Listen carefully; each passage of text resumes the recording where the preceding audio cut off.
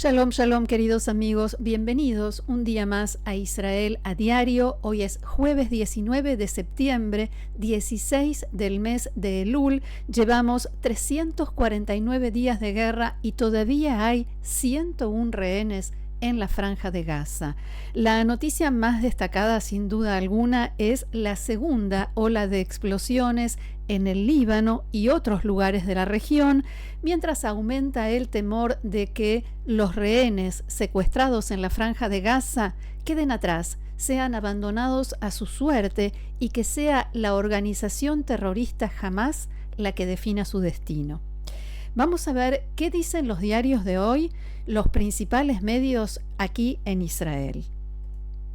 Comenzamos con el diario Haaretz, que abre su edición con el titular "Una nueva serie de explosiones en el Líbano acerca a Israel a la guerra regional", y habla sobre esta segunda ola de explosiones que sacudió al Líbano y otros lugares en la tarde de ayer. En este caso, estallaron los walkie-talkie, sistemas de energía solar y dispositivos de lectura de huellas digitales utilizados por la organización libanesa chiita Hezbollah. Esto un día después de la explosión de los Vipers, que también dejó decenas de muertos y miles de heridos. Según funcionarios libaneses y de acuerdo a los datos publicados a esta hora, al menos 32 personas resultaron muertas y ayer 450 sufrieron heridas de distinta consideración en las explosiones. Algunas de estas explosiones se produjeron en los funerales de las personas que habían perdido la vida el día anterior, el día de la explosión de los Vipers. En la prensa israelí hay informes que indican que la cifra de muertos podría ser mayor que la que está dando a conocer Hezbollah, la que admite públicamente, ya que su unidad de élite Radwan, esa que está entrenada para infiltrarse dentro de Israel y hacer lo mismo que hizo Hamás el 7 de octubre, sería, según dicen, por ejemplo, Ronen Bergman en Yediot Aharonot o Ehud Yaari en Canal 12, dos expertos, estas víctimas de la unidad Radwan. Esta unidad Radwan sería una de las más golpeadas de todo Hezbollah. Según el diario Yediot, la unidad Radwan perdió buena parte de su cadena de mandos entre las explosiones de ayer, los bombardeos y ataques de Israel durante estos 11 meses y las operaciones de eliminación selectiva. Los dispositivos que estallaron ayer eran más grandes que los del día anterior y al parecer por eso produjeron incendios en automóviles, motocicletas, casas e incluso comercios, y se vieron muchas imágenes. Una fuente citada por la agencia Associated Press dijo que los walkie-talkies fueron comprados por Hezbollah hace 5 meses, aproximadamente al mismo tiempo que los Vipers. Un reportero de Reuters en los suburbios del sur de Beirut dijo que había visto a miembros de Hezbollah sacando frenéticamente en ataques de histeria las baterías de estos dispositivos que no habían explotado y las arrojaban a barriles de metal. Medios libaneses e internacionales también reportaron que la gente expresaba ayer enojo, indignación en las calles y que un grupo de jóvenes atacó un automóvil de UNIFIL, la Fuerza de Paz Multinacional de la ONU en el Líbano, y los acusaban de cooperar con el enemigo, o sea, con Israel. El primer ministro libanés, Najib Mikati, declaró que, abro comillas, "No hay palabras para expresar la crueldad de este crimen. Estamos en guerra, teniendo en cuenta lo que nuestra gente en el sur del Líbano está viviendo desde hace 11 meses. Y aquí se escuchaban voces que le respondían: o este señor tiene memoria selectiva, o alguien le tiene que informar que fue la organización Hezbollah la que decidió hace 11 meses, el 8 de octubre más precisamente, empezar a atacar a Israel como expresión de solidaridad con los palestinos, y que esa misma organización Hezbollah forma parte del gobierno del Líbano. Los diarios Israel Hayom y Ma'ariv tienen hoy exactamente el mismo título en la tapa, una cita que dijo en la tarde de ayer el ministro de Defensa Yoav Gallant. Comenzó una nueva fase en la guerra.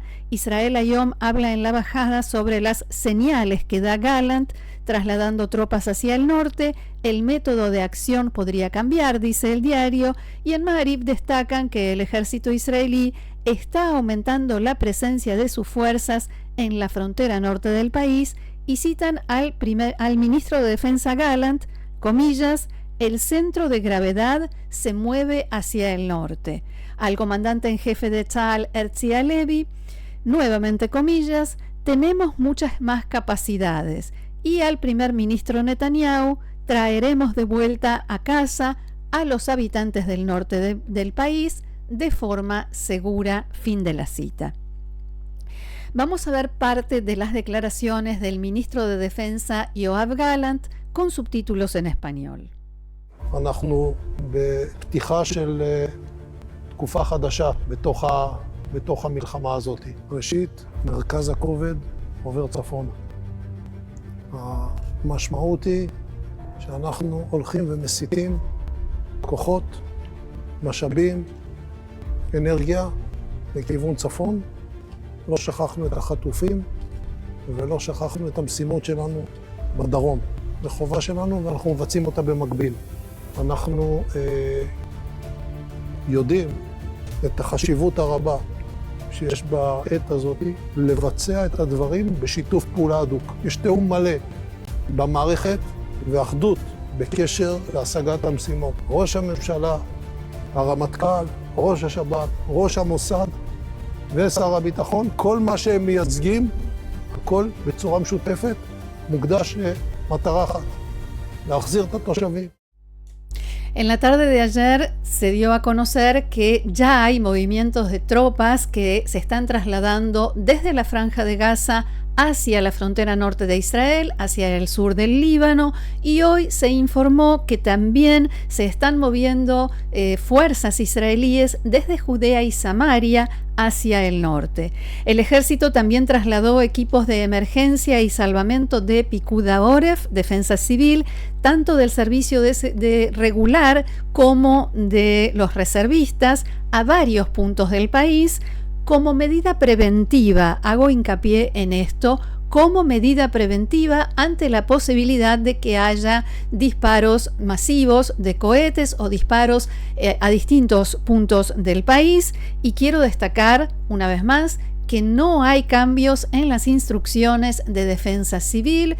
Lo dije ayer, lo repito hoy porque me lo preguntan todo el tiempo. Solamente si suena la sirena hay que entrar en los refugios, cuartos protegidos, la escalera, la zona del edificio donde uno pueda sentirse o estar lo más protegido posible, si es posible sin ventanas, permanecer adentro 10 minutos y recién después salir del espacio protegido. Por ahora no hay más instrucciones, no hay ningún cambio.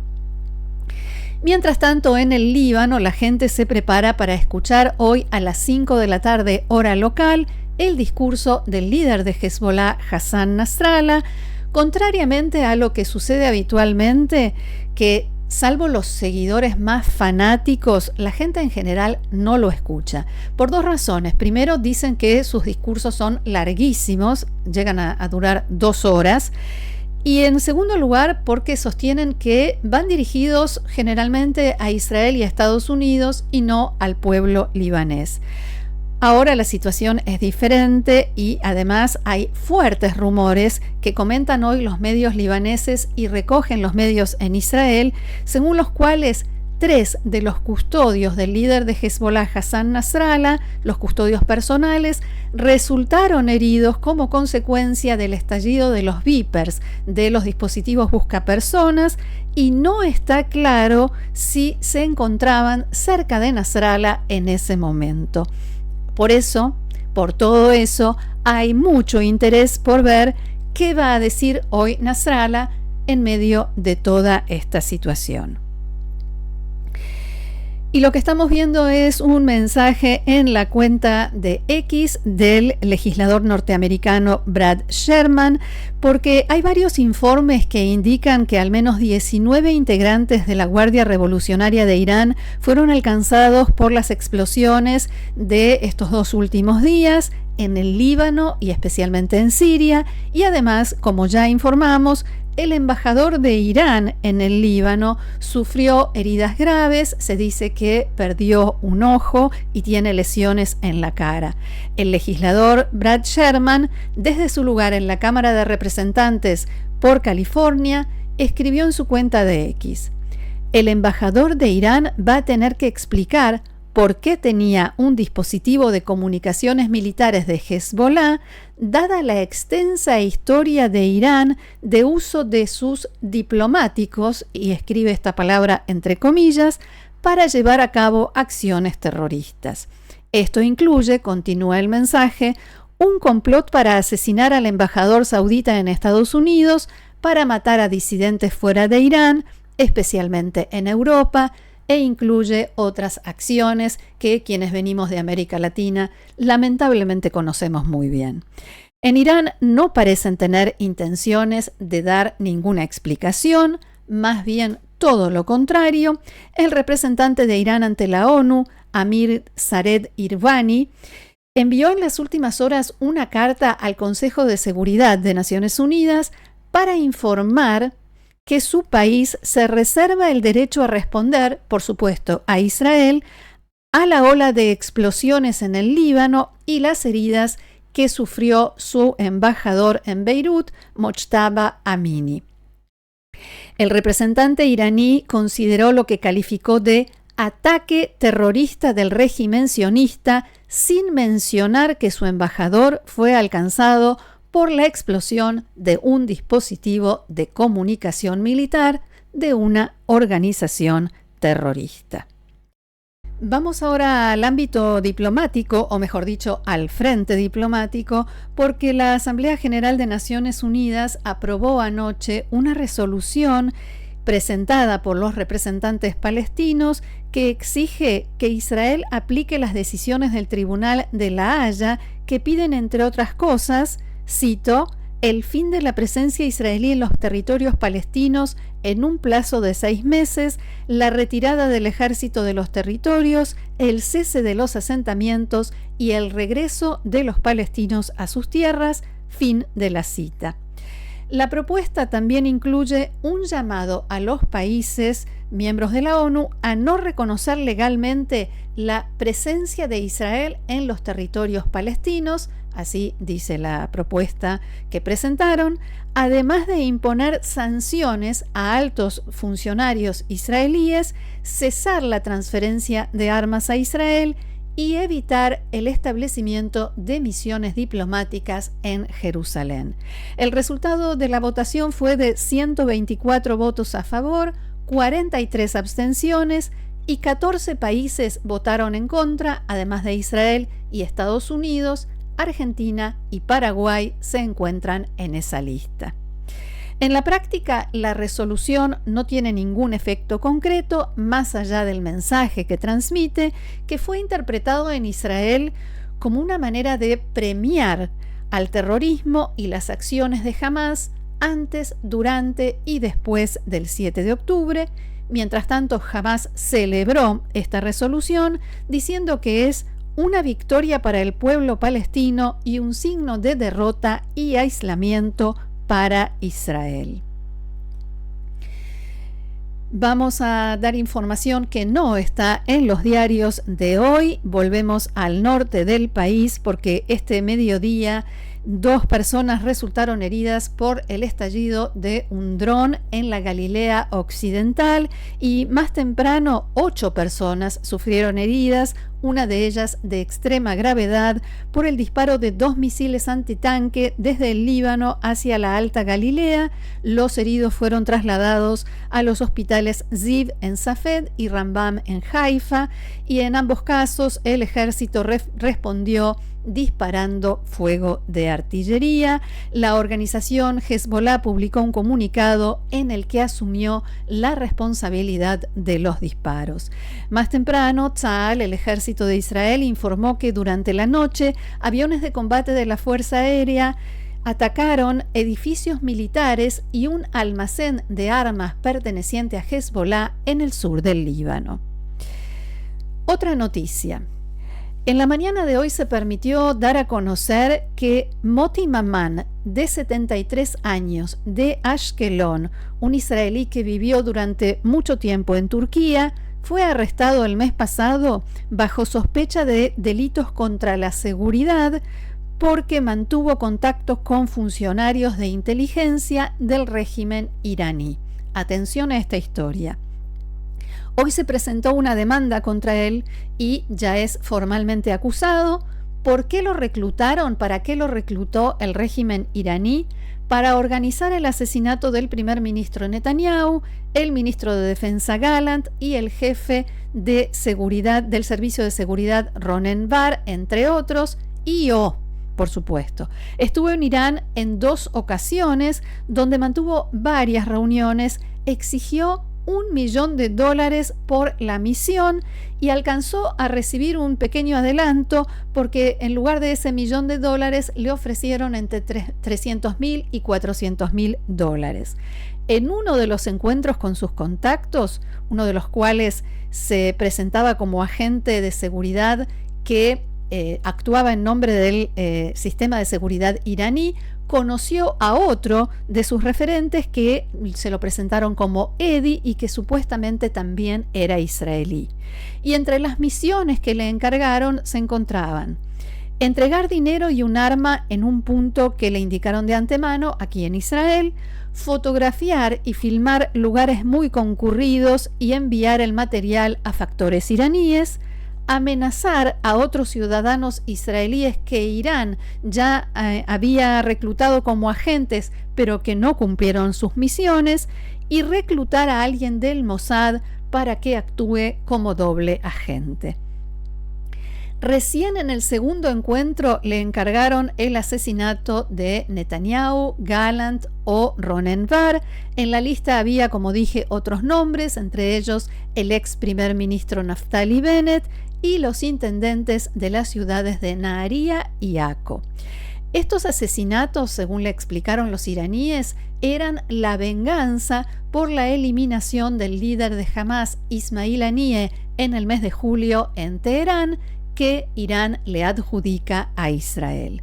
De acuerdo con el sitio web del diario Yediot Aharonot, un alto funcionario del Servicio de Seguridad le dijo a este medio que este es un asunto muy serio, que es un ejemplo de los grandes esfuerzos de las agencias de inteligencia iraníes para reclutar ciudadanos israelíes y promover actividades terroristas en Israel, y también dijo que se estima que los iraníes van a continuar sus esfuerzos para reclutar agentes en Israel y que para ello buscan utilizar también delincuentes con antecedentes criminales. ¿Y qué dice el acusado? En realidad este ciudadano israelí admitió, confesó todos los delitos de los que se lo acusa y agregó: no sé qué hubiera pasado si me hubiesen entregado el dinero, $1 millón, ¿qué hubiese hecho yo? Todos somos humanos. Fin de la cita, con muchas comillas. El abogado del acusado, que como suele suceder, dijo que acababa de recibir el material, que no podía hacer comentarios y demás, pero sí alcanzó a argumentar que su defendido es una persona que en el pasado ayudó mucho a los servicios de seguridad del Estado de Israel, que sus hijos sirven en las fuerzas de seguridad y que en el contexto de sus negocios cometió un error de juicio. Hasta aquí este tema. Y por último, en Alemania desmienten el informe de la agencia de noticias Reuters, según el cual suspendió la provisión de armas a Israel. El gobierno emitió un comunicado a través de la oficina de prensa oficial en el que citan al portavoz del Ministerio de Finanzas en Alemania, abro comillas: no habrá suspensión, toda licencia puntual de exportación de armas se evalúa por separado. Así terminamos nuestro reporte de hoy. Muchísimas gracias por habernos acompañado. Los espero mañana, viernes, en nuestra sección de entrevistas para hablar en profundidad sobre distintos temas de la realidad, de la actualidad israelí. Nuevamente, muchas gracias. Los invito a compartir el canal, a suscribirse, a seguirnos y nos reencontramos mañana aquí en Israel a Diario. Que tengamos buenas noticias. Shalom.